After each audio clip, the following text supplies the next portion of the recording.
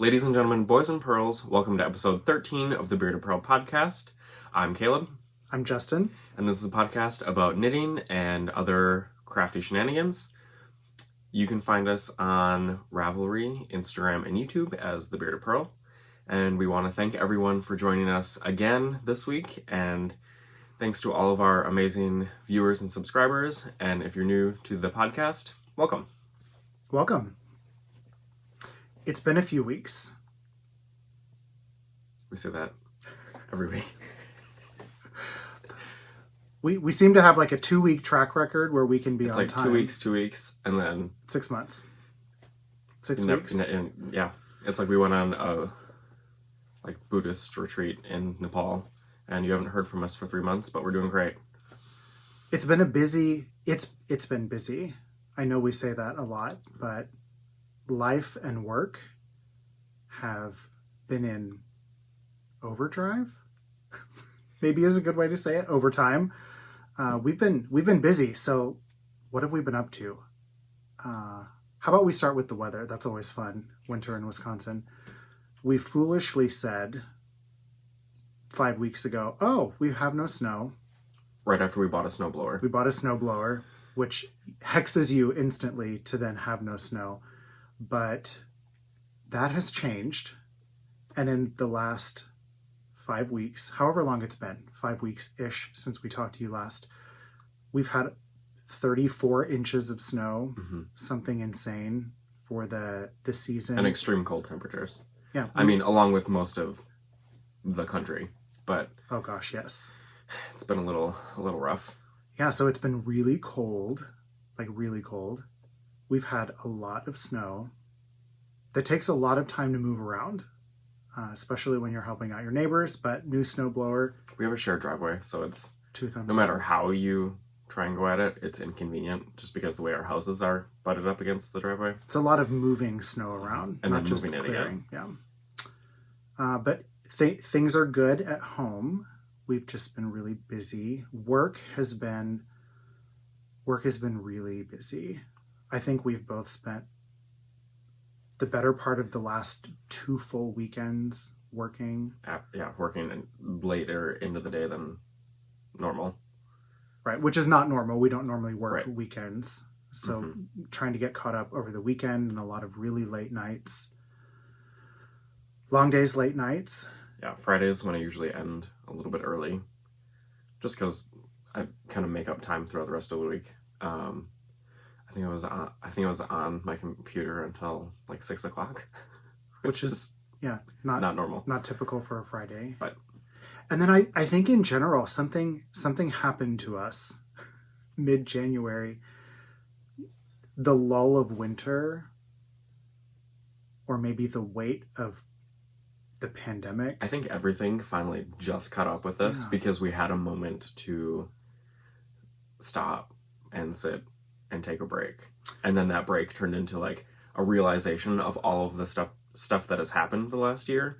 And I mean, even just through January, and it's been a lot.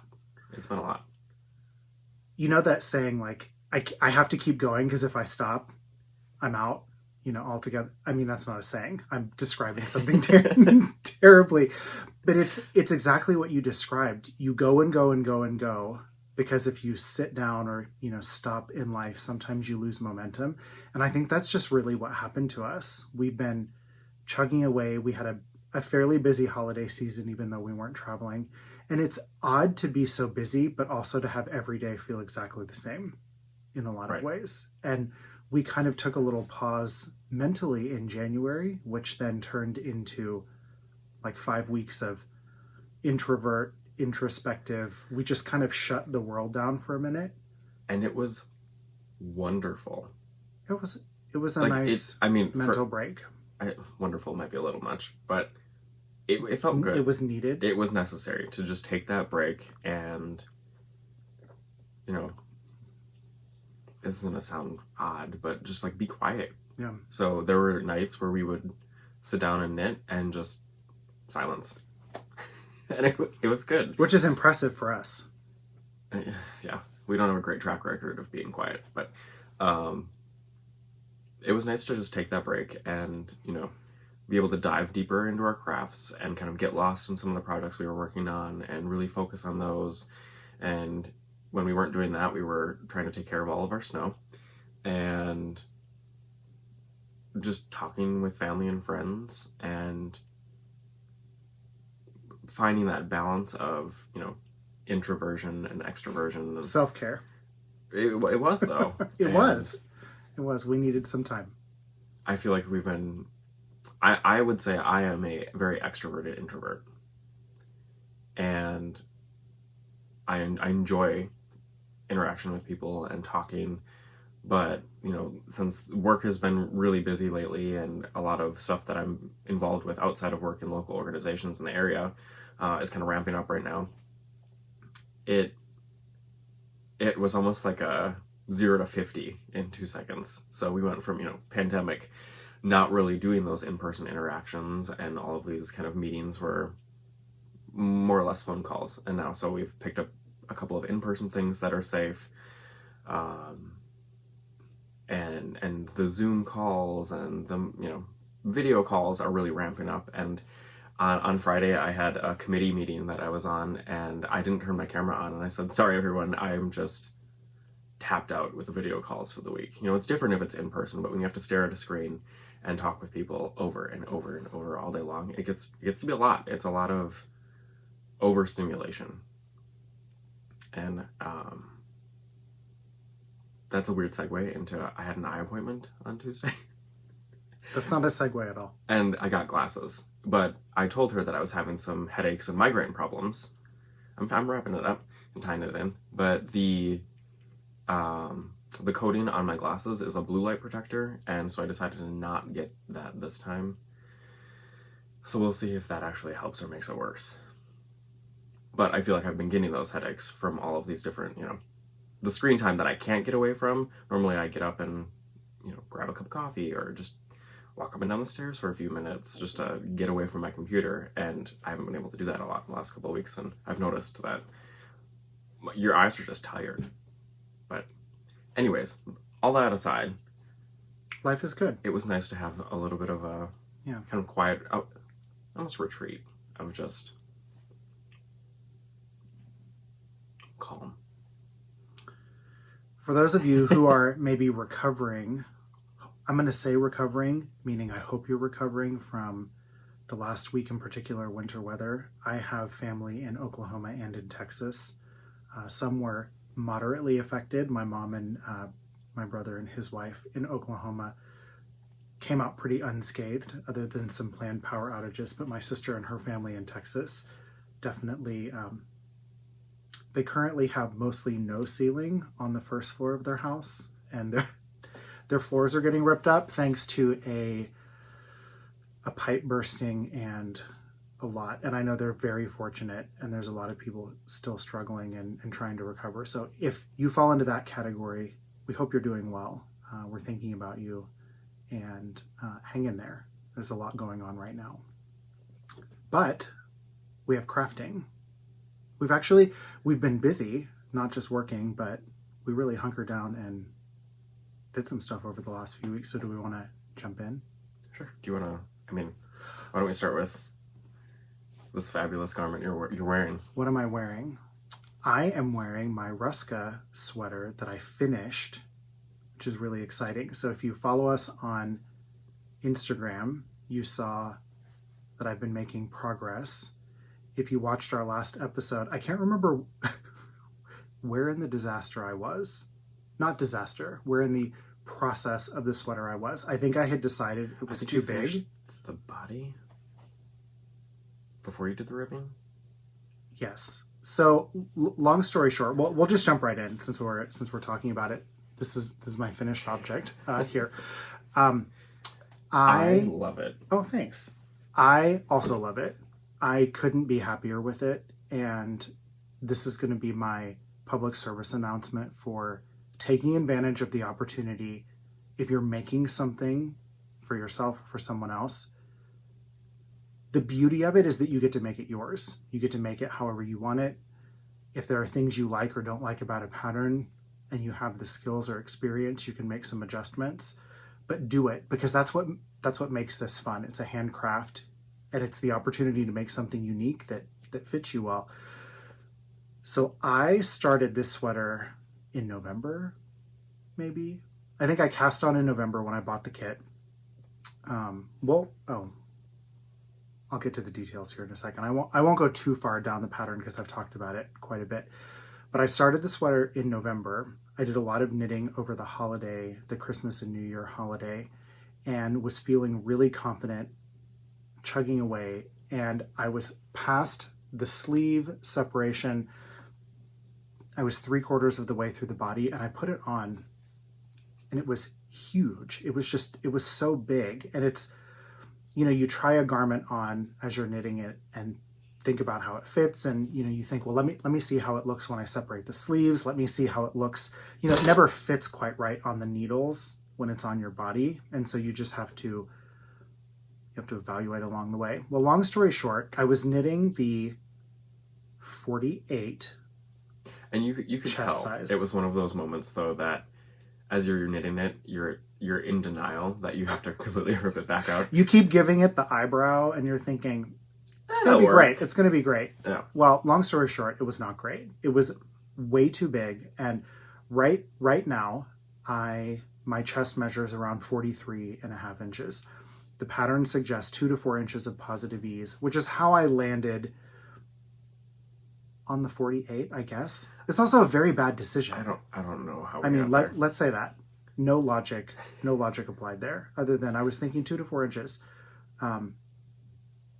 This is only the third sweater I've knit for myself. It's my first yoke sweater, my first colorwork sweater. I think I can gain and lose 50 pounds like nobody's business. And so I think I'm always just maybe sensitive about the size of garment that I'm going to knit, not wanting it to be too small that I can't wear it, not wanting it to be too big. We're going to chalk that up, though, to a bad decision. I don't know how I landed on 48 being the right size. So long story short, I ripped the sweater completely out with no regrets because it was too big. I was actually, joking about it because it's a lot of work to rip out, but there were no tears shed. The worst part about ripping something like that out is how much time you have to spend ripping it out. Like, it's not the process of doing it that's upsetting. It's just like, now I have to spend like the next hour unripping color work. There were a lot of broken pieces of yarn yeah. So I ripped the whole thing out and started over. I decided to go down 2 whole sizes and knit the 43, which is where I've landed here. That's the size I finished. So this is the best part. I was knitting the 43. I adjusted my needle size because the yarn is a woolen spun. I'll talk about it in just a second. But woolen spun color work is totally different than, a nice slick superwash merino worsted spun yarn, that's really slick and goes quick. So what I'm really happy about also is not only did I knit a size that works, but I fixed a lot of my tension problems along the way. Up until this, you had not made a lot of color work stuff. I haven't done a lot of color work. Well, especially of this size. So knitting, a color work hat or mitten is totally different than a color work sweater. And this was this may have been maybe my second woolen spun colorwork project. Anyway, I fixed a lot of things when I reknit it. I also did a couple of things differently. Like I went down 1 or 2 more needle sizes for the collar. So I'm really pleased with how the collar turned out. I ended up knitting it on a 3, and I think the pattern recommends a US 5. So I went down a couple of extra sizes. Didn't change the stitch count, but I'm really happy with the way the collar fits. I followed the pattern pretty much as is for the color work. My tension looks so much better than it did the first time around, which I'm really happy about. And the sweater fits. It's kind of hard to tell. I'll just awkwardly, do this thing. But yeah, I'm really pleased with how it works, and I'm happy with the way it turned out. The sleeves fit really well. I did go up a needle size on the sleeves. So yeah, I'm thrilled, and it's so comfortable. It's warm but not hot. It's so lightweight. We put it in this. Would you say it's cozy? You could say it's cozy, yes. We put it in this spin dryer, and we got a spin dryer. Tangent. Was it a couple weeks ago now? And let me tell you, that thing can wring water out of thin air. Oh, yeah. And, I mean, that sweater was practically dry when you took it out of that. It was so dry. Overnight, ready to go. I mean, it is a woolen spun yarn, which is very airy and spongy. So the sweater was so dry when we took it out of the spin dryer that I tossed it to you across the kitchen. Right. Like, it floated. I mean, literally, I threw it at you, and it was 80% dry when it came out of the... And I mean, think about if you've ever knit a sweater or something, you've done the blocking and you roll it up in a towel, squish the water out. You know, you have to be so careful when you like pick it up and lay it down until it's dry.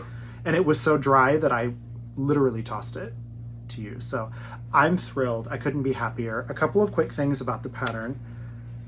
I'll show. I won't go into too much detail again because I've showed it quite a bit, but it is the Ruska sweater by Jessica McDonald. I did buy a kit from Barrett Wool Co. She did kits, so I knit in the exact colors and the yarn that the pattern happened to call for. This is the Wisconsin Woolen Spun in Quaker Gray, Pebble, and Penny are the three colors.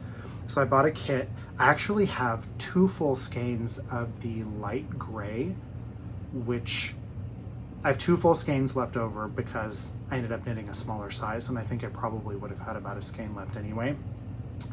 And then I have half a skein each of the other 2 colors. So I've got plenty of yarn left. I could easily make a hat. I could do all kinds of things. Are you turning the heat down? I am. Oh. It's so loud. You're currently very distracted. Sorry. Yeah, so I have a ton of yarn left over. I easily have enough that I could make a hat or something like that. The yarn was a dream to work with. I couldn't be happier. So squishy. So squishy, so nice. I couldn't be happier with the way the sweater turned out, and I'm thrilled. I want to wear it all day, every day, and I would make another one hands down. So don't be scared to rip things out. Oh, the other thing I forgot to say. Don't be scared to rip things out twice, because when I went to knit it the second time, I thought, oh, my tension is so great. I can go down a needle size now, because I had to go up a needle size before because I'm a little bit of a loose knitter. So I went down a needle size, and I got to the last increase round in the yoke, which is somewhere around here maybe. I was like, why does this thing look... It was literally like this big. I don't know what was happening, but it was so small. So then I ripped it out a second time. I said a lot of colorful words at that point. I was really irritated. Understandably so. Yeah. But in the end, I cast this on the second time, not the third time, on January 22nd. And I think I finished it February 19th. So even starting over, getting down to here, ripping it out, and starting over again, I finished it in 4 weeks. Just a little under. Great. Yeah, thanks. I'm thrilled. So, and it's a testament to, if something isn't working, or if you're just not feeling a project, just rip it out. Like, don't force yourself to make something that you're not enjoying, or that doesn't look like it's working out, or if you make something that you love the yarn and just the finished project isn't what you wanted it to be, rip it out. Rip it out. I'm going to show another sweater here in a second that I ripped out years ago. This apparently is a habit of mine, but there's no point in finishing something that you're not going to be happy with, or finishing something just to get it done that you won't wear. If you don't like it, redo it. Mm-hmm. I said the same thing to my mom with her hat, which is a whole story that we won't get into. But yeah, so I'm done with my sweater. I'm thrilled, and I've already cast on another sweater, so I'm in good sweater mojo, but happy to have it done and off the needles. I'm excited to be able to wear it now. What are you wearing? This is my Perhaps Shawl by Melanie Berg. I love Melanie Berg's patterns, and she often has sales on her Ravelry page. And it might even be an all the time thing where if you buy 4, you get the 5th free. But so I had just discovered Melanie Berg after I knit the Drachenfels shawl. And that is one of my most worn shawls that I wear all the time and love it. And I will definitely make another one sometime. But I bought a bunch of her patterns, and this was in my Melanie Berg phase when I was knitting like a shawl of hers. I think you knit 5 or 6 in a row. Yeah. And they're big. This one's smaller, but this one would be easy to adjust size-wise to make it a little bit bigger. And so I made mine 2 colors, and this section here is supposed to be striped. But it's got a beautiful lace panel, which is kind of hard to see in this dark color. But I love it. It's an interesting shape in that the ends are not... Oh, they're not pointy. Right. So they almost come to a block, which is kind of fun. I don't know that I ever noticed that. Mm-hmm. So the shawl up until this point is like a normal pointed end. You can see with this kind of lighter color. Mm-hmm. And then this last border section is just knit, I guess without increasing or decreasing. So it's a fun little block. This isn't a new knit. This is something that you pulled out to wear today. Yeah, I haven't worn it in a while. I should probably reblock it. But so... I have no idea what I knit it out of either. Yarn? That looks like a Malabrigo fingering. You know what? That might be what this is. In the... Yeah, their sock base. I had to think about it. Just stare at the camera and awkwardly pet it, but not say anything. Hoping my brain catches up. I know that this was a Lolo did it. Oh. In the, I think it was the Dowager colorway. It was when Downton Abbey, it was the second to last or the last season that this was when she dyed it. But I just love the color so much. It has a bunch of the kind of like dusty like purples, and there's a mossy green and a blue. I don't know if she still has this in the shop, but that was kind of what inspired this. But I love it. It's a nice shawl. Yeah. What have you been knitting recently? What have I been knitting? Finished objects. I have a couple of them. So what have you been crafting? I know you have knitting and non-knitting today. I do. So my first, I should have grabbed a sock blocker. That's okay. Didn't. My first finished object... I say it's okay, which is code for I'm not getting up to get one. Even though it's right there. My first finished object is a pair of DK weight socks. Very fun. Very fun. So you'll notice they don't match. Which caused you a lot of pain and suffering mentally. It's still causing me a little bit of a... I have a little bit of an OCD when it comes to... And it's only socks. I don't care if a stripe in a mitten doesn't match, a hat, socks, I don't know what it is. This did paralyze you for a period of time. At least a couple of days. I flew through the first one, which was this guy. And then I realized as I was getting ready to start the sock, that my colors weren't going to match. Because there wasn't as many purple stripes. And I noticed that while it was caked up. And I knew that I was going to be off. But so if you look, I am off by a stripe. That's fun. However, I think it's worth noting that you had enough yarn to finish, but you would not have had enough yarn to finish had you tried to make them match. I probably would have had enough yarn if I knit the cuffs in a separate color. So this is Woolens and Nosh in her Superwash Merino DK. It's 243 yards per 100 grams, and the self-striping color is Softly Falling Snow. And then I actually got the 50 gram skein that she had to go with it, which is Twilight. So it matches perfectly. It's the Twilight was the darker blue. And I'm okay with it. It's You don't sound okay with it. You know, I don't mind, and I think especially with a DK sock, it's not going to be quite as nerve-wracking for me. I did start a second pair in a different colorway of hers that I'll show next time, but I was able to make them match better. And I think the beauty is it's a DK weight sock. It's not the end of the world. But these are the... I love how you're still justifying this to I'm trying yourself. to not panic. This surprises me. About what? That you're still so conflicted.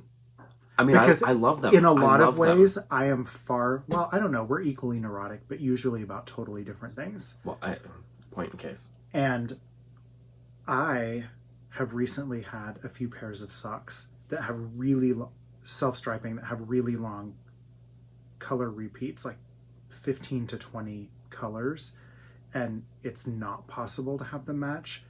And I was concerned about it going into it, and literally I just accepted it and moved on, which is surprising about me. Which I clearly cannot do because these are done. Which you can't do. But these are the Spree socks by Kemper Ray. Like I said, these are out of the Woolens and Nosh Superwash DK. And I knit the 48 stitch. I tried with the 52, and that was just too big, too loose. And I wear, a 9.5? Yeah. In a men's shoe. And these are pretty tall. These are the length of a normal sock. So I would knit this regularly with my other socks, height-wise. And I used up every bit of the self-striping and then had quite a bit of the contrast left over. So this is probably a better example of what I did with the contrast. So I added the heel and the toe. Mm-hmm. Next time, I would for sure do cuff, heel, and toe. Just to use up a little bit more. And that way I can make the legs a little bit taller. You do like a contrast cuff on a sock. I do. If I'm going to do a contrast heel and toe, I'm going to do all three. Which I don't know why I didn't for this. Which you say boldly, except you didn't do it for either of your pairs of DK. No, I did with the other one. Did you? Mm-hmm. Oh, I take that back. Yeah, so I love these. I don't know why I don't have more pairs of DK weight socks. Probably because we don't have any DK yarn.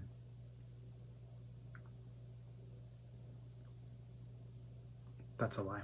That's a lie. That's a real lie. They were fun, and I'm enjoying making the larger socks right now, especially because we basically live in the tundra, and larger everything socks meaning heavier weight socks. Should I say larger? Yes. Heavier weight. Yes. Socks with larger yarn that we can wear around the house or in our winter boots, and not like I don't know if I would wear these with like a tennis shoe.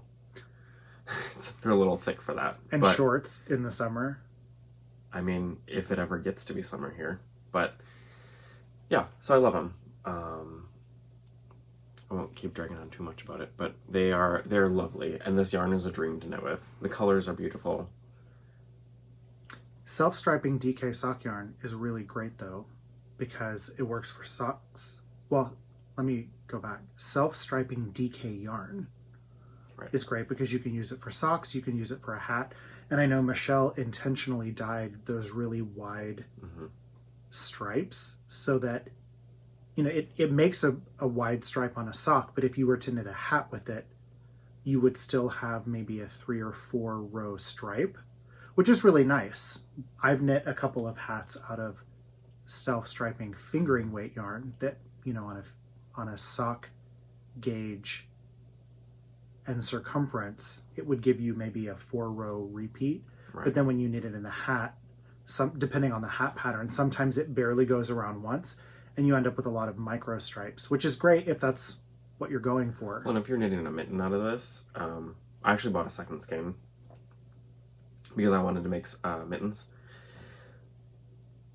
You would get pretty much the same. Yeah, it would stripes. Be really nice. So nice and versatile. Mm-hmm. We have a lot of DK weight self-striping yarn. And Michelle's making a pair out of this colorway, but she's using a pattern. So check out her Instagram at Woolens and Nosh. But she's using a pattern, and so the self-striping is fun also in the patterned socks as well.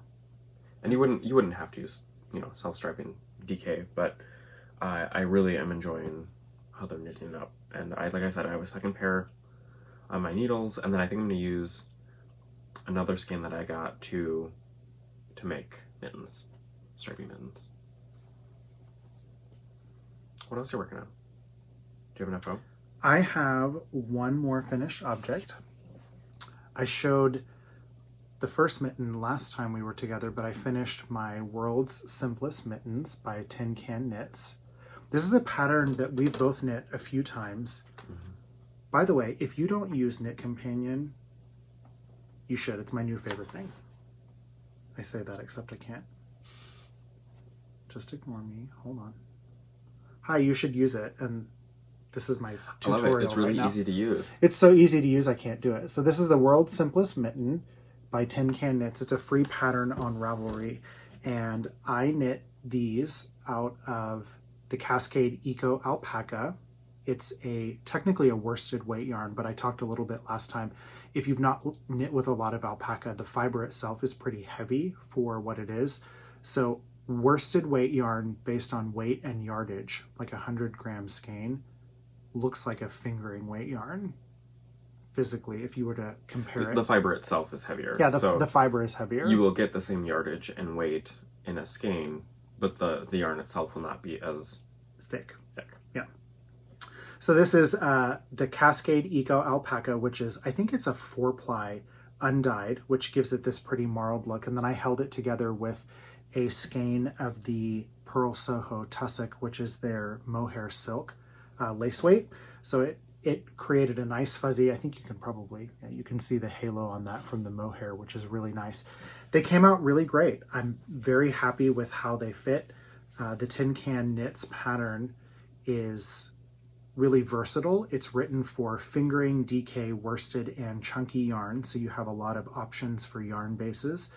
And then I think it has 4 sizes. There's 3 adult, small, medium, and large, and I think a child size. It would be easy if you needed to either add or take out a couple of stitches, right? Depending on gauge. You could easily modify it. So I knit the pattern for DK, even though I was holding technically a worsted and a mohair together because it was alpaca, and it made a nice fabric. I would say it's not windproof. These are not good for the -10 weather that we had, but at the same time, they fit well enough that you could easily put this under a heavier mitten and it would make them really, really warm, which we've done. We've kind of knit a couple of thinner or tighter, like an insert. Yeah.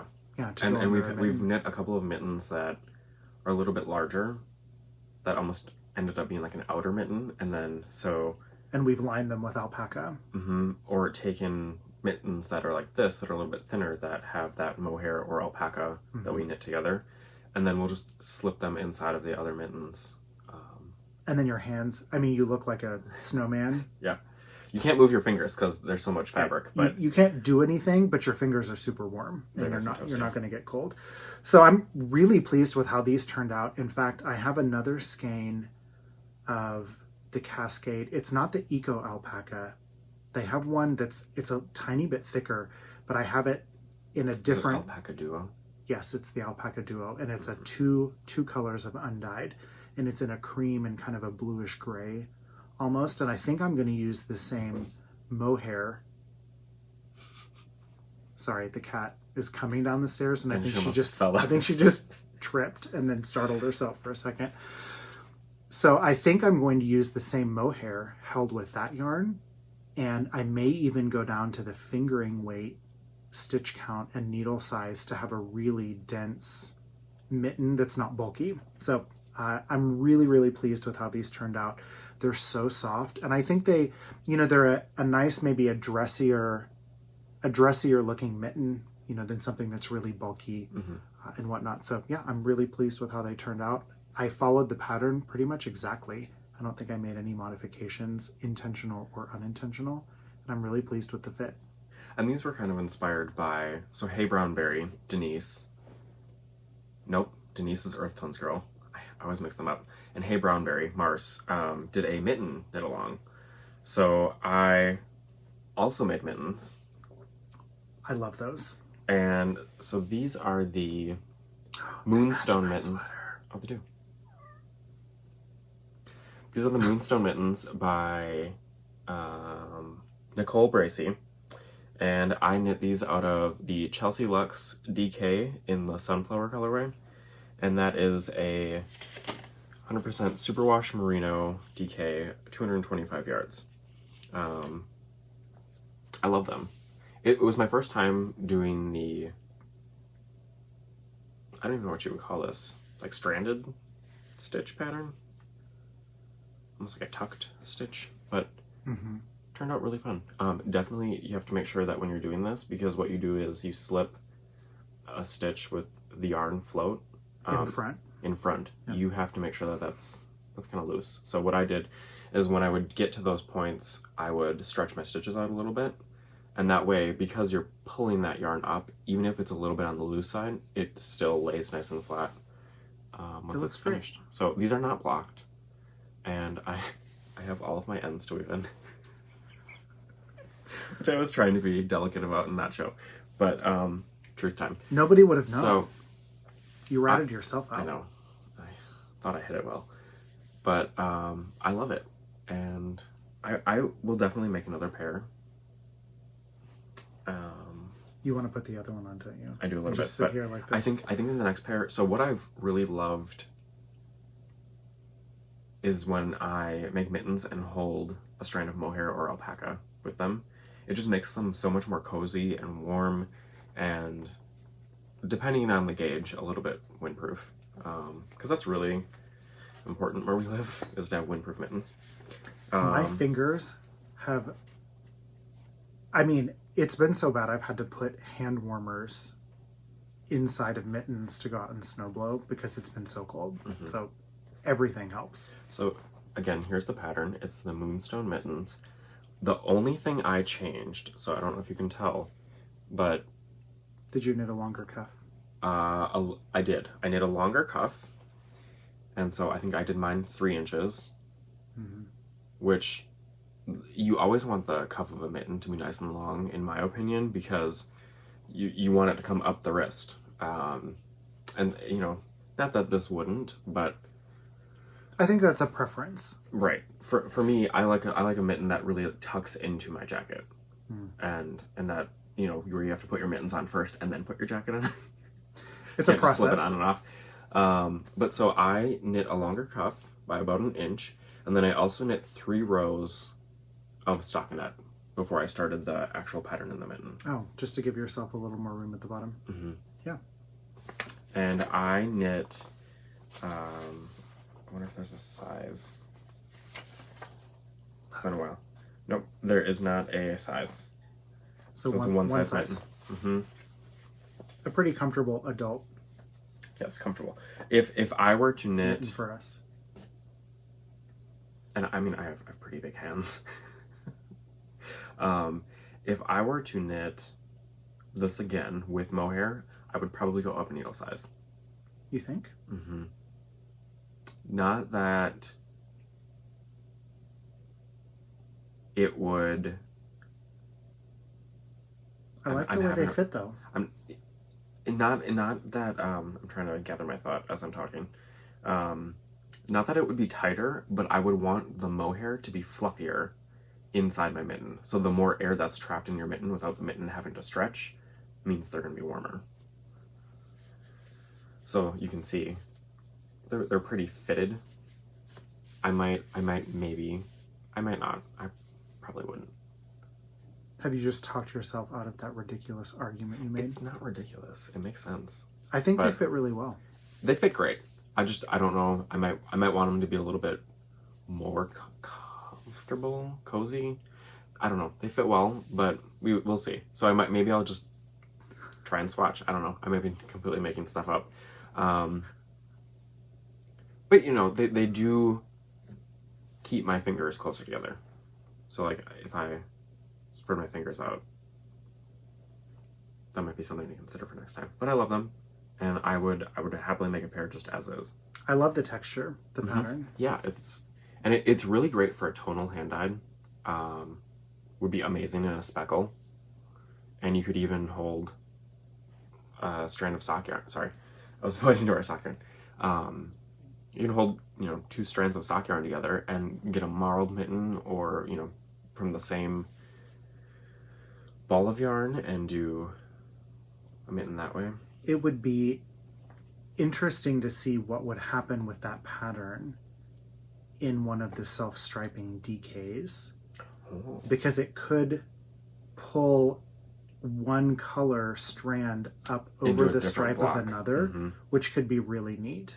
It would for sure do that, because this mitten is 42 stitches and the sock is 48. So that would mean that could be like fun every other tuck up. Or every other, I guess, point would be in the opposite, or the color before or after. That could be be fun. Bless you. Kitty sneezed. Gesundheit. Okay. Do you have any other FOs? No. Okay, I've got one more. And this one is not knitting. I don't think I do I? I don't think so. No. So I was a little ambitious. I know, ambitious starter. You overcommitted to a craft project? And I mean, in theory, it makes total sense and it's great. But I ran out of time to devote to it, and then it kind of irritated me. So I made a set of towels, and I'll show them a little bit more in a second. But I decided to try something different where I made a really long warp. Because if I'm going to be weaving towels, I mean, what's the difference if I, warp for 2 towels or warp for 8 towels in this case? Well, maybe for context, if you're not a weaver, the warping process is very time consuming. Right. So your theory here was warp once, get double, get more towels. And I did, and it worked. But, well, it worked and it didn't work at the same time, because I was able to get more towels out of one warp, which saved me time. But the fact that I had more towels to weave, and I was bored with the warp, made me not want to weave them. So then I didn't for like 6 months. Not that long. You started them in the fall. Well, I mean, it's February. I'm trying to give you a little bit of credit here. Okay, yeah, sure. I put them aside. I put them away or aside for a long time and didn't weave, because I think my limit is probably 5 towels, and that's probably where I'll stop from now on. Just because I would rather continuously be warping new towels, new sets, new colors, changing up the patterns, than do like a 8-yard warp of a plain weave. It's just a lot of the same. And unlike knitting, where you can just grab another needle, right, or take something off the needles and like leave it on a cable, mm-hmm. with your loom, you are committed until you it's quit. Done, or you cut it off.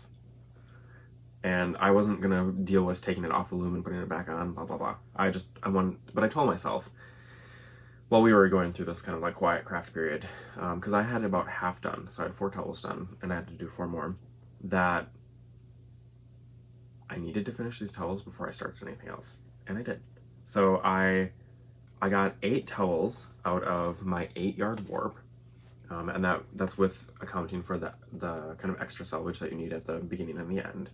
So I made these out of 8-2 weaving cotton, Maurice Brassard cotton, and so while they were on the loom, I did a measurement before and after I washed them and hemmed them. So I was weaving them to a 31-inch length, knowing that they were going to shrink and I was going to hem them, so it would come out to a different measurement. I wasn't quite sure what that would be, but I did 251 ends on a 12.5 dent heddle. So 12.5 dents means there's 12.5 slots and spaces in the heddle per inch. So doubling that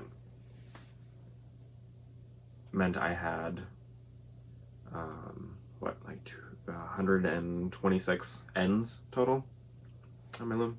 Anyways, I wove them at 19 by 31 inches, and they finished after they were washed, hemmed, and ironed to 18 by 25. So I think that's perfect, like hand towel size. So washing, how big is your hem? It's big. So I don't know if you can tell. It's about, what is that? Half an inch? 5/8? 5/8. And that's doubled. So you lost an inch from each end for the hem, maybe a little bit more. Mm-hmm. So that would have taken you to 29.5-ish. Roughly. And what did they finish at? 25. Wow. Mm-hmm. And so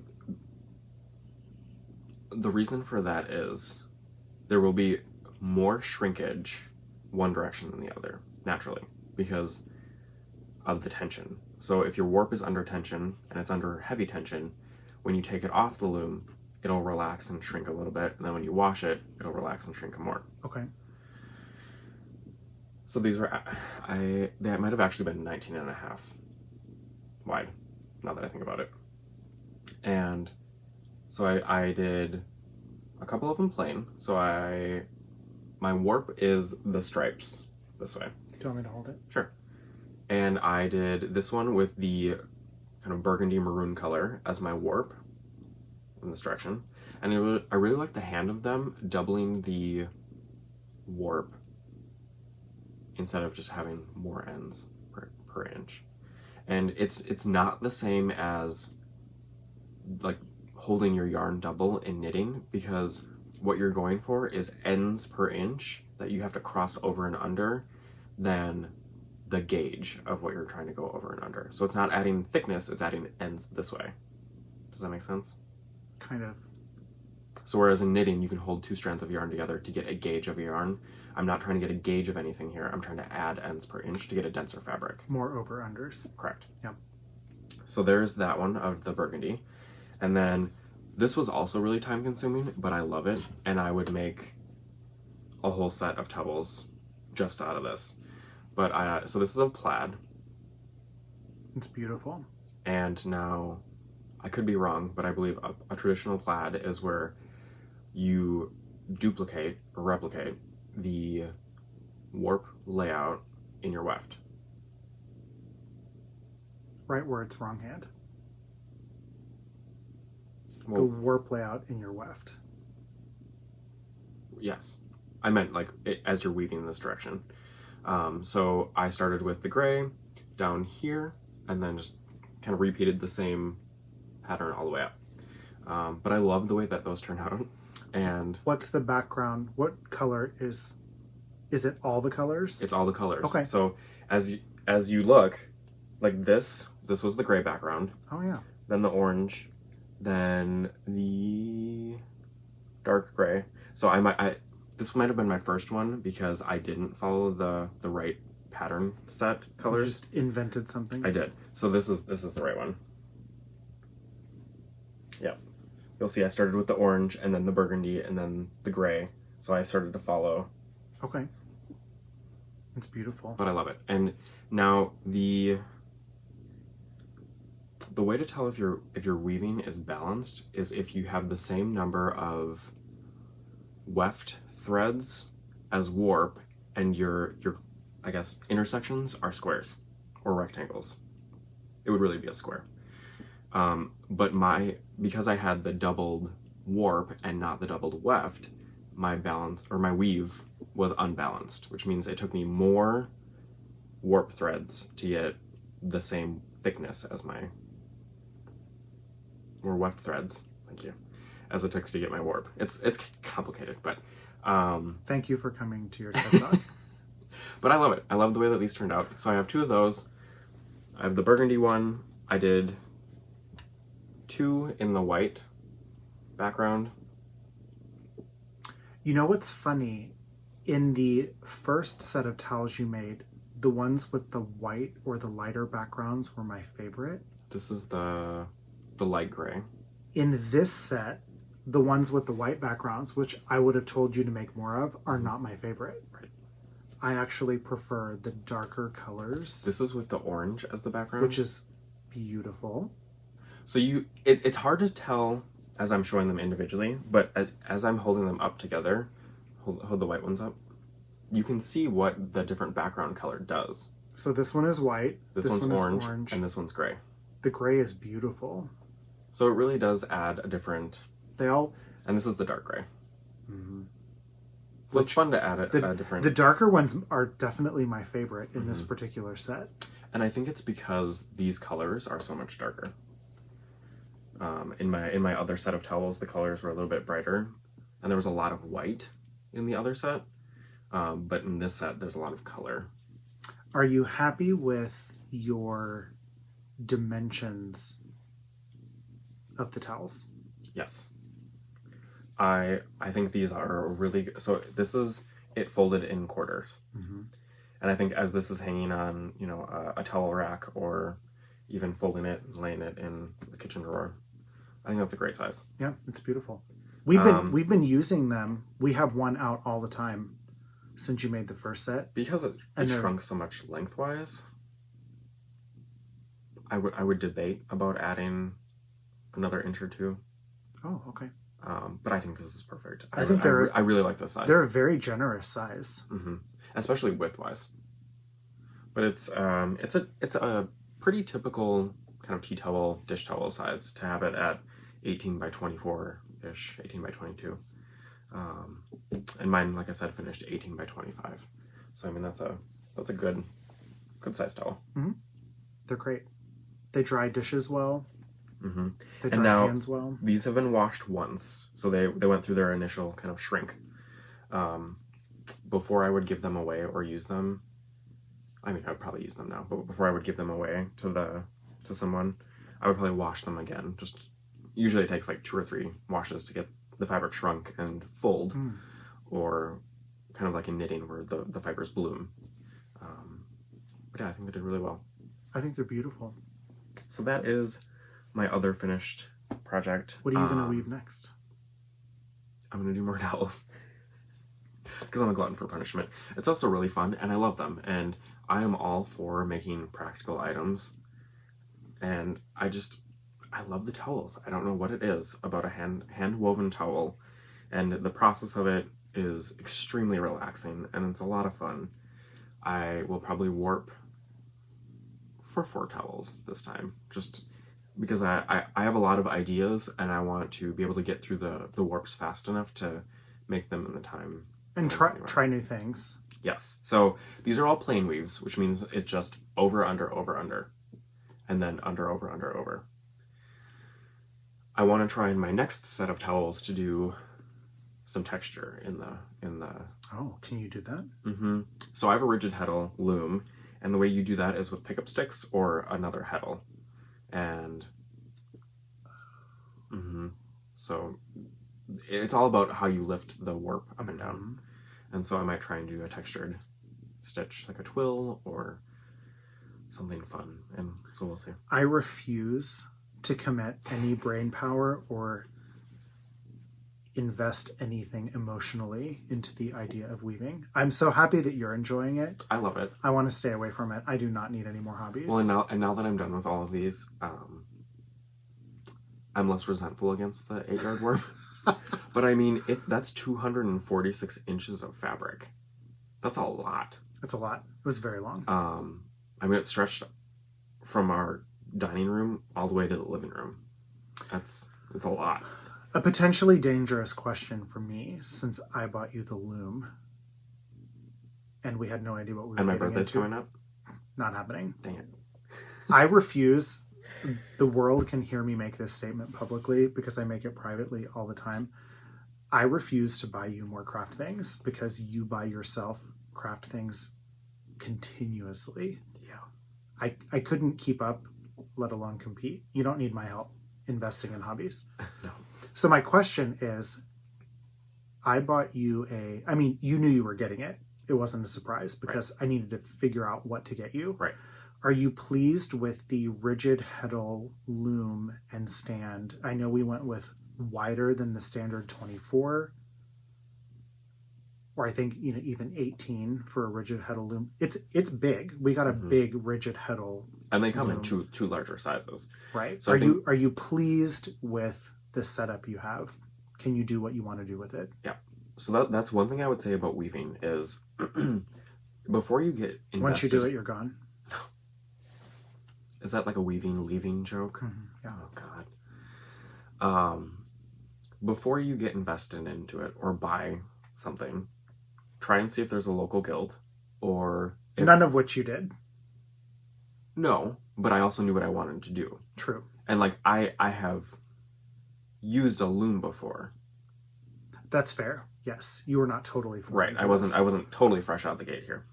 But if it's something that you're interested in trying, see if a local, like a yarn store, or we have it's a place, I don't know, about 30 minutes away, that does a ton of weaving classes. So see if there's a place in your area that would do that, because you can actually, in some instances, like rent a loom for your project and then bring it back and it's done. And you have an Ashford.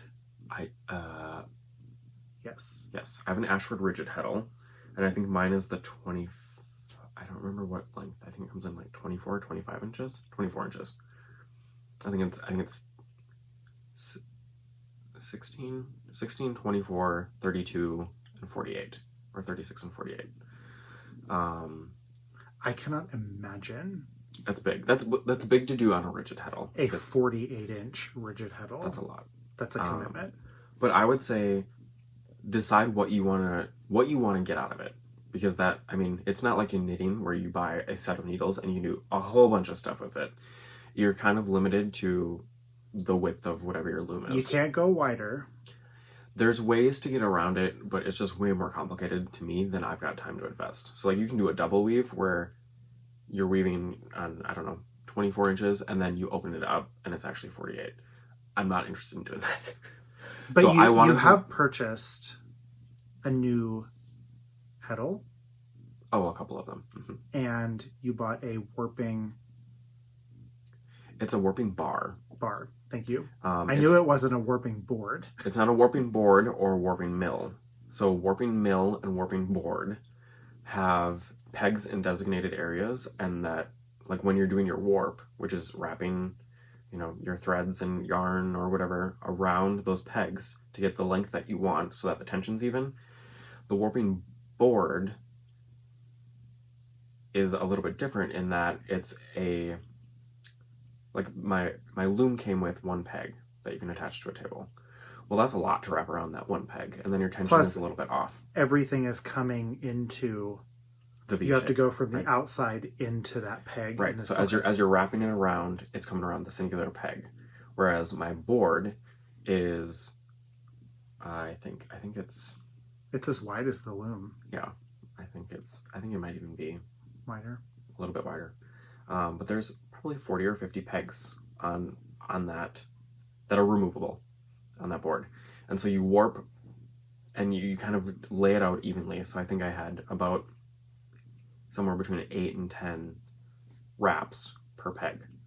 And then you put the other half of the board on top of it, clamp it down, then you remove all of your pegs, and what that allows you to do is really create an even tension in your warp, especially with something like a towel, that there's so many ends to keep track of that you want your tensions and everything to be even. So I bought that. I got some more heddles, and your brother made some more shuttles for me, but it's an investment, and like I knew I wanted to weave towels on it, and so that's why we went with the certain size and the stand, and so I've really enjoyed playing with it, and I could do so much more with it than I am, but I just like towels. It's what I want to kind of stick to. I've done a couple of shawls and scarves. I don't know if I would weave fabric to sew with, or to like sew together and make like a blanket, but you certainly could.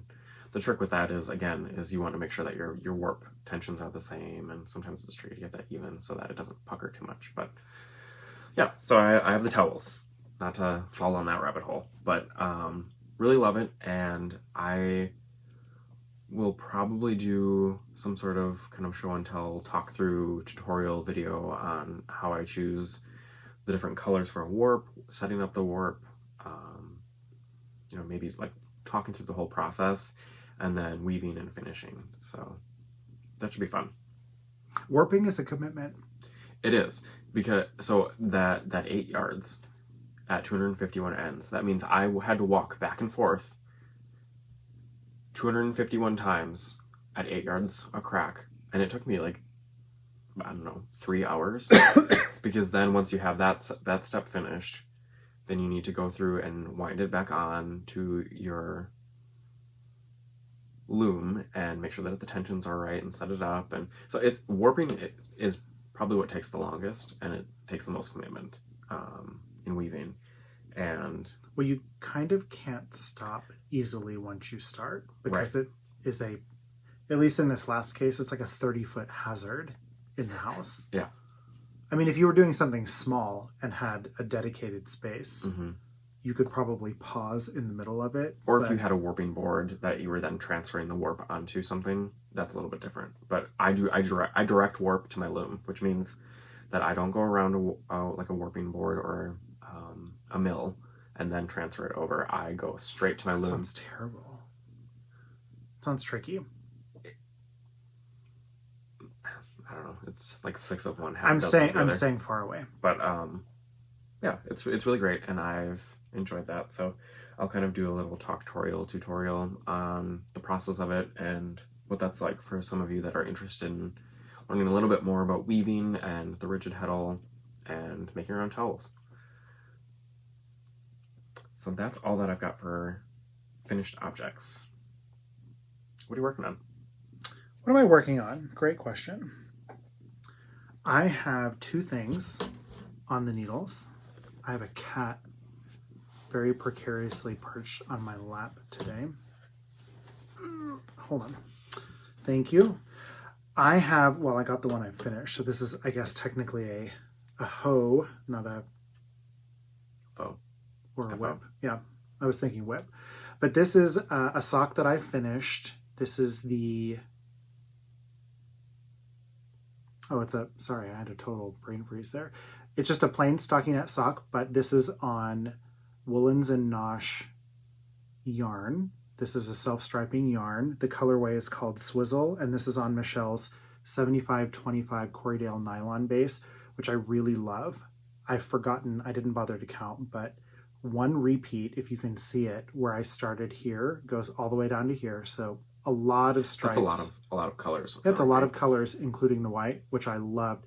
This is my second time knitting on this Corriedale nylon base, and it's, I'll say, more rustic than a superwash merino would be. It's got some character, some attitude. But it's such a great yarn, and I was really curious, actually. I've been on my experiment to decrease my needle size to get a denser fabric, and I wanted to try Michelle's base. I had tried it on a US 1, and I wanted to try it on a US 0, which is a 2mm. So that's what I've done here. I'm knitting a 72 stitch sock, and I love it. I was afraid that it was going to be too dense for the needle. It's definitely a nice dense fabric, but I'm thrilled with it. I'm really happy. This is my second time knitting a sock on a 0, and I love the fabric. Out of this base and this gauge, they wear beautifully. Yeah, it's going to be a really durable sock. So to give you a little bit of a perspective, there are 383 yards per 100 grams. So think about some of your other fingering weight yarns that you may work with that may have anywhere from 400 to sometimes 460 yards in 400 yards in 100 grams. So it's a nice thick yarn.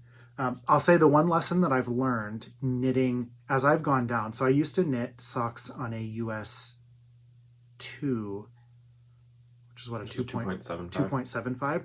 I would do a 64 stitch on a 2, and they fit perfectly every time. They were nice socks, but they didn't have a lot of negative ease and maybe weren't as well wearing as they could have been. So I've slowly gone down needle size, but then increased to a 72 stitch count. So that's where I'm at. I'm really liking that sweet spot, especially for something like stockinette on a US 0 2mm with a 72 stitch sock. I like that a lot.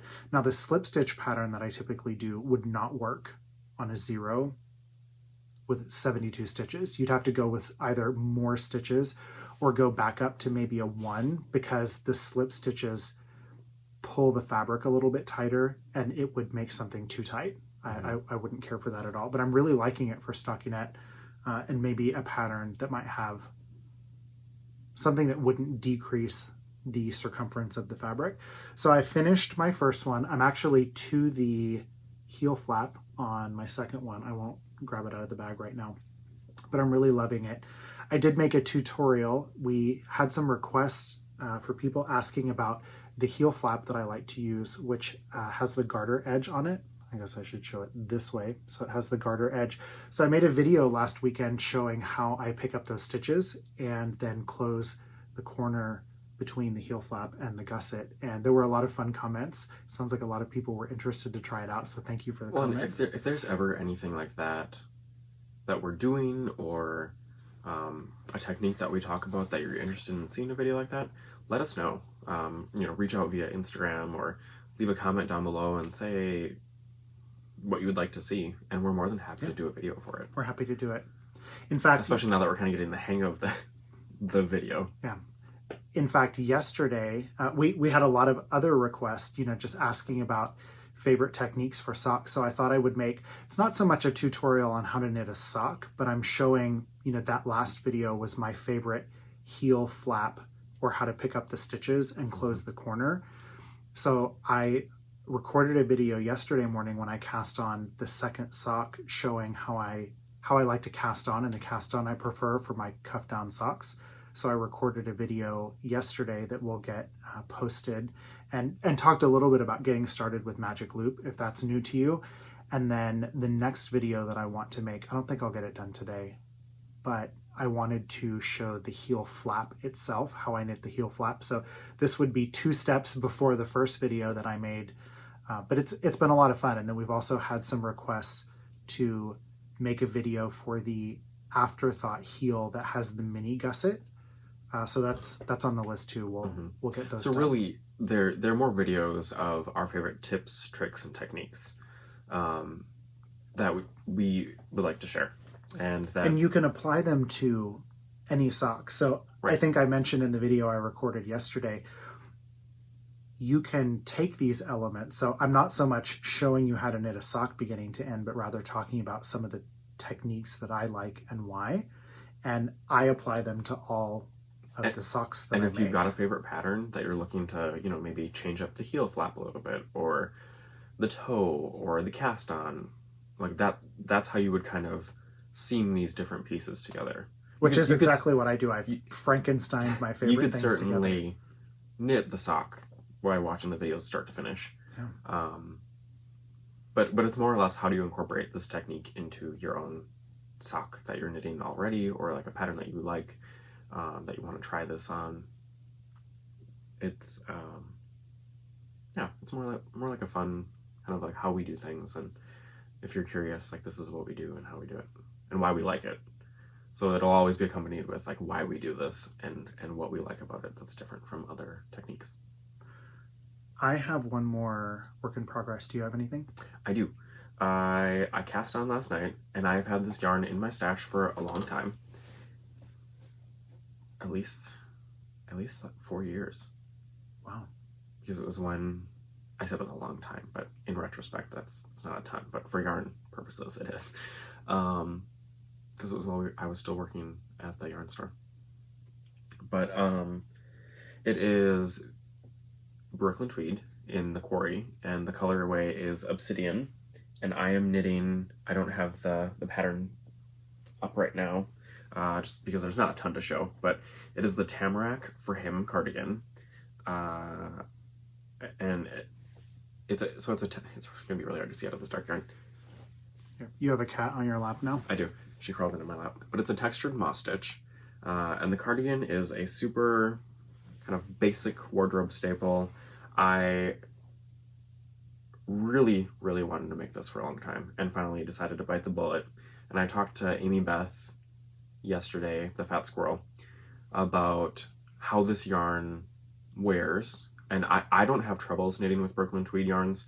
I know that sometimes the yarn has a tendency to kind of split or break on people, and I found that the way I knit with it, I don't necessarily have those kind of tension challenges.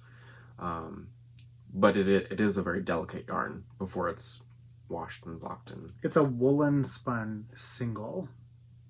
right? Or is it plied? The quarry is technically it's technically plied. Okay. So there are three strands. So I don't know if you can see. There are 3 singles. I don't know why I thought it was a single. But it's, I mean, to consider it a plied yarn is a bit of a stretch. It's like Letty Lopy, or yeah, it's really like Lopy, where it's just almost roving that's gathered together. But it creates a bulky yarn, and it's super lightweight. There's 200 yards of bulky weight yarn in a 100-gram skein. Wow. Okay. Yeah. And so that was my gauge swatch, and I stuck it under my armpit because when I was talking to Amy Beth, she said that for a garment there might be some issues with extreme pilling and kind of some felting, and at the gauge that this is knit at, I can see that happening, but I've had it in my stash for so long, and it's a project that I've wanted to knit for so long that I'm just going to go with it, and it's going to be what it's going to be, because it's better than just sitting in my stash unused. But I've got this black, and then I've also got, actually, might be hard to see, a kind of burgundy plum color, and this is called hematite. It's the same yarn, but I also want to make a second one. See it. And it's got those flecks of red, and there's some blue in there. Really pretty. So you're not using these together, you're going to make 2 of them. 2, okay. So the first one I'm knitting is out of this color, so it's obsidian, so it's that black. Which is really not black. There's some gray and kind some of cream. Dark charcoal. Okay. That'll be nice. But what's really fun is it's all kind of U.S. grown, spun, dyed. Oh, sorry.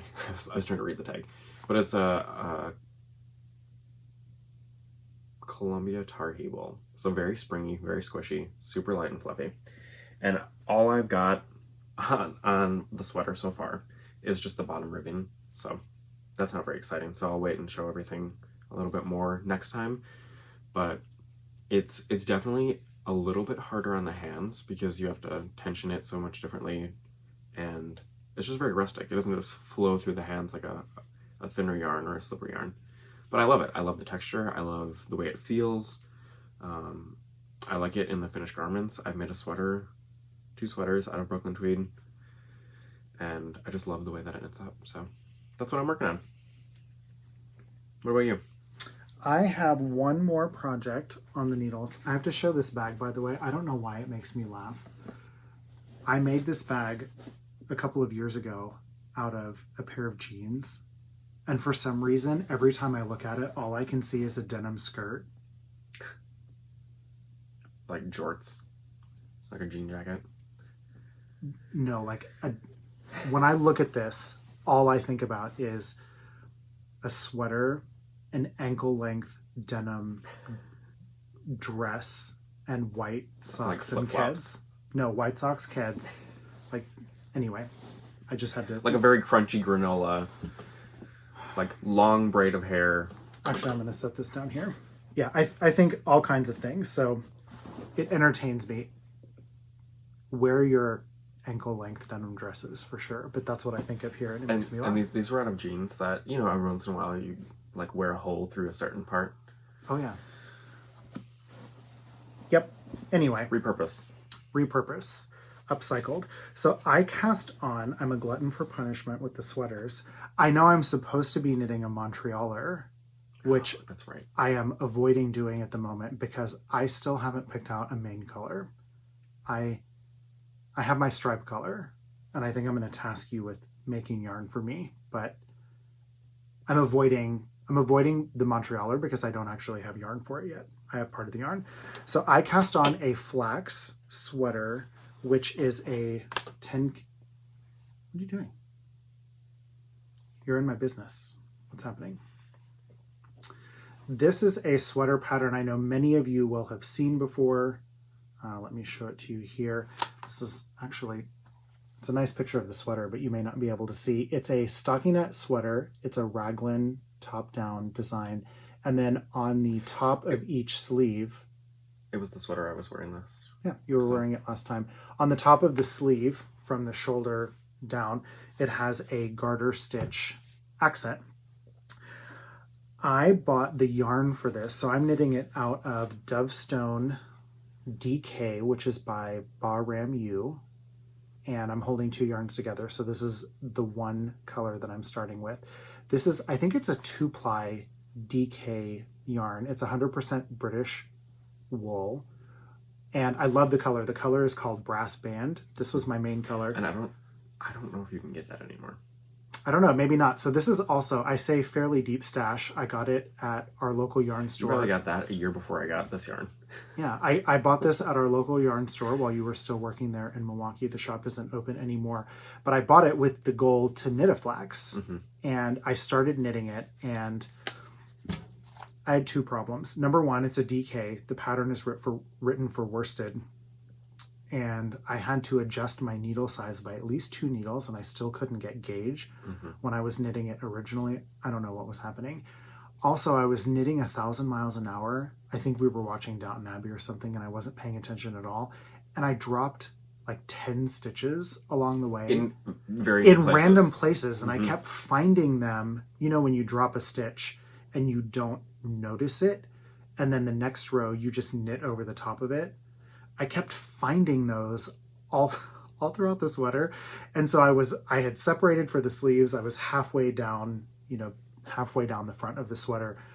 And at one point, I think I dropped like 10 stitches, which means my sweater was 2 inches smaller than it. Plus, I was also knitting a gigantic size, which is a lesson that I've learned. So long story short there, I ripped it out, and it's been sitting in this bag for maybe 4 years, maybe 5 years, a long time.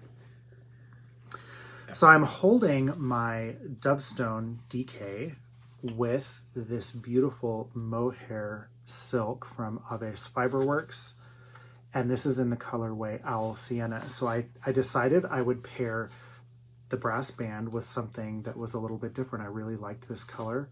And so I'm holding them together, and I am knitting, well, here's my flax. So it's creating a beautiful marled kind of orangey coppery color as I hold them together. Like gildedy, that's not a word. A gilded brassy color. I'm thrilled. I love it. It's going to be really nice. It's giving. I loved the DK. I don't mind a 2-ply yarn, but the yarn itself has a lot of texture. So if you look at it, let me hold it up for one moment. Mm-hmm. If you look at the yarn, especially here on the edges, you can see that the yarn is very, very textured. It's not a super round yarn. Mm-hmm. It looks like that double helix. So part of that is because it's 2-ply. Part of that is because it's not super tightly plied. And I like the way the mohair combines with that to not only make the fabric look a little bit smoother, a little bit more smooth, and this of course is unblocked, but it also just gives a really nice drape and softness to the fabric. So I'm really excited about the pairing together. I just started it. I cast on Friday night or yesterday. I can't even remember now at this point. I'm also excited because Tin Can Knits has come out with an optional short row shaping to help lift up the back of the sweater just a little bit, which creates a really nice fit. The short row shaping is actually something that was written into the pattern for my Ruska. Mm-hmm. I am curious though, because the short row shaping on my Ruska happened just below the collar. It was the very next thing. Which I feel like is pretty common for it to be in the neck. Which is pretty common. The short row shaping for the flax happens at the bottom of the yoke of the sweater before you separate for the sleeves, but it's designed to lift it up in the back, so then there's technically a front and back, and gives you just a little bit nicer fit, because technically the collar in the front of a sweater typically sits a little lower than the back. So I am planning on doing the short row shaping when I get to that point in the sweater, but I'm really excited. This has been a project that's been on my to-do list for a while, and until I pick out yarn for my Montrealer, that's what's happening. I did pause really quickly where you don't have any more projects, do you? Mm-mm. So we'll talk a little bit about acquisitions, but I'm going to forget to show my new little friend here. Charmed and Dangerous, the lovely Noelle in Texas, has taken all my money by force because she keeps posting really cute things. And I am not a narwhal person. like, I know this is unpopular. You weren't.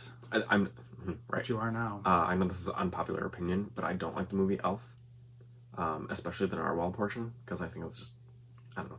We're not going to get into it, but I just don't care for it. But I have fallen down the narwhal rabbit hole, and I want to collect them all, like Pokemon. What's happening? Okay.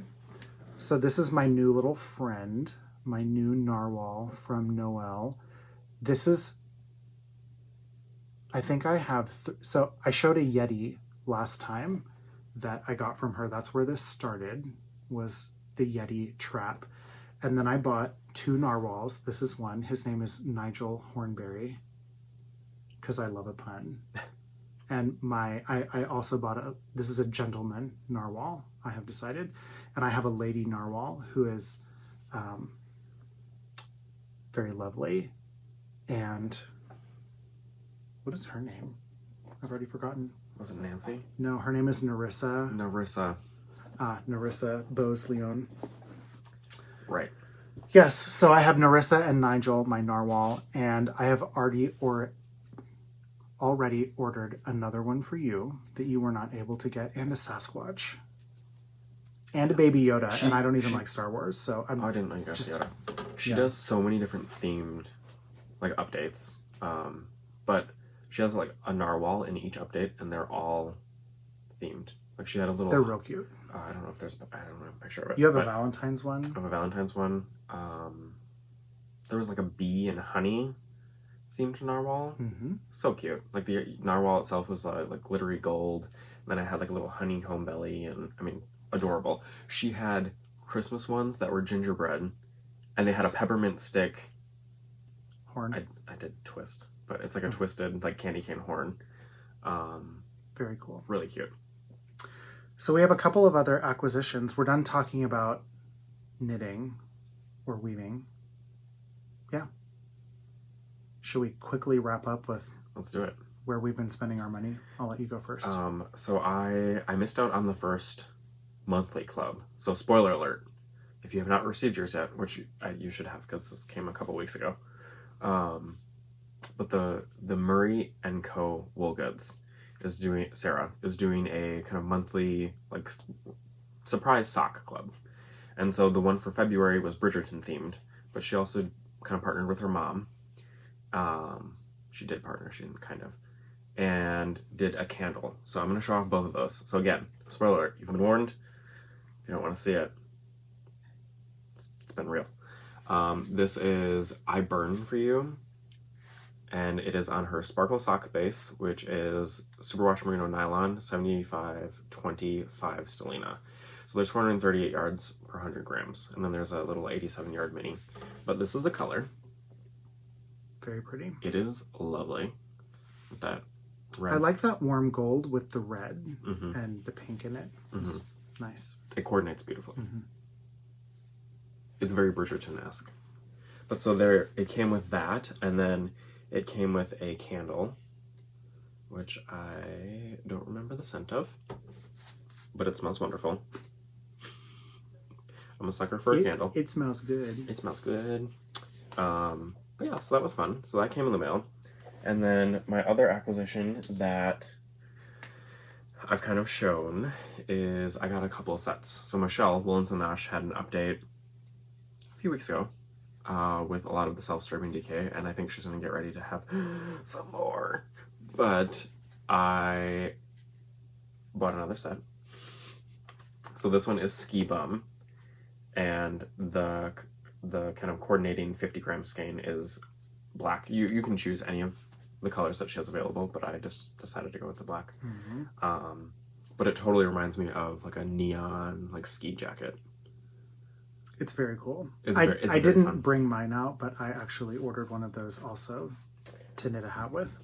And then there was a couple of others that I got that I'll show next time. But the DK self-striping, it's just, I love it. I have fallen down that rabbit hole. And then the last thing that I have to share, because I love Susan B. Anderson and all of her kits, she had posted, I don't know, it was a couple of days ago. This came really fast. I mean, she also lives in Wisconsin, but she had her little spring bunny kit, So I got the little kit for that, and the colors I have, it's going to be a cute little pink and tan bunny. I have some other bits and bobs that I can make other bunnies out of, because it comes with a download code, and it's a really reasonable price for the kit. Super well packaged, but I got that little guy because I want to start making some of those fun little stuffed animals. Fun buns.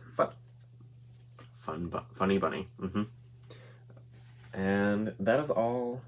I've been relatively restrained so far. Have you? I feel like you're showing a restrained amount of what you ordered. That's not true. It's kind of true. That's not true. Yep. Ooh. Before I forget, I have fallen down a mug, like a handmade mug rabbit hole. Have fallen? Like this was a recent happening? I'm still there. So this mug was made by our friend Dana. She's a great potter. But I just love handmade mugs. And so Sarah from Murray & Co. is also a handmade mug enthusiast, along with Michelle from Willens and Nosh. So we've kind of been chatting back and forth, and it was one of those things like the Titanic, like you jump, I jump. So I've fallen down the rabbit hole, so I've had to bring them with me. I thought you meant like the ship is sinking and you're all on it. Well, basically, pretty much. Choose whatever Titanic reference you want. So we've all been sharing these different mug makers that we've been finding, and there's some really cute ones. And so I was able to get a pitch pine mug in her update yesterday, and I'm really excited. It's a little fox, so I can't wait to show that off. But I don't know, there's something about a mug. Gotta love it. Anything that involves shopping, you're in. Shopping for handmade items from small makers, I'm in. But especially shopping. Yeah, okay. I had two things to show, but I've lost one of them. I don't know where it is. It's in this house somewhere. I know you cannot imagine that we could have... In your... I'm not even going to... No. It's not. Get... Okay. I had two things of yarn to show, but one of them has vanished in this house somewhere. But I will find it at some point. You will find it? It's not funny. I ordered a kit for the Be Bold beanie from Ken Yarn. So this is a new maker to me. I always want to call him Ken, but his name is Jake. But Jake of Ken Because Yarn. his last name is Kenyon. Yes, but you see Ken Yarn, and I want to call him Ken, but his name is Jake. I ordered a kit to make the Be Bold beanie, and the kit comes with 2 skeins of DK weight yarn. This is in his festive DK base, which is a superwash merino nylon. And the 2 colors are Arts and Crafts. This is really pretty multicolor speckled.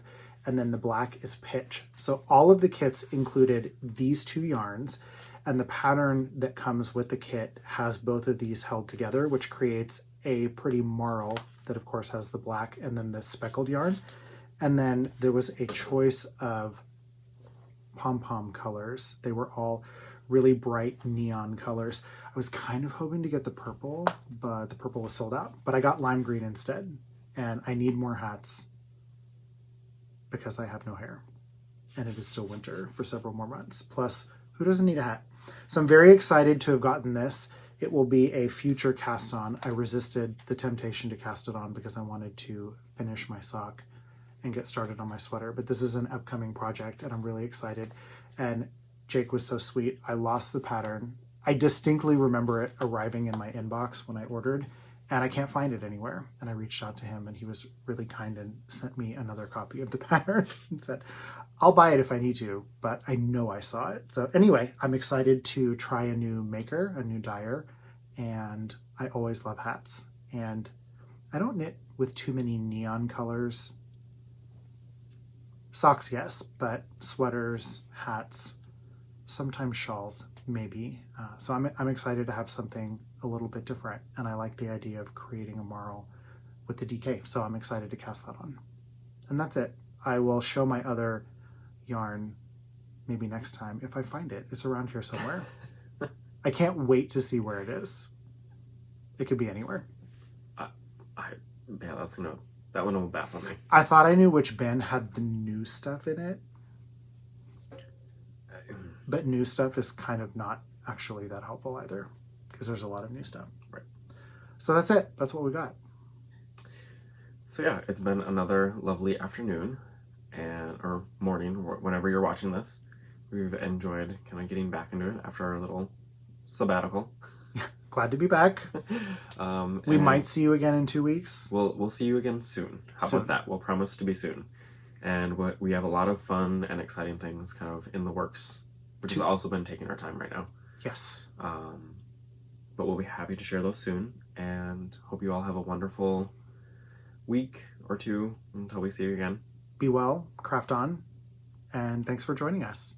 Bye. Bye, everybody.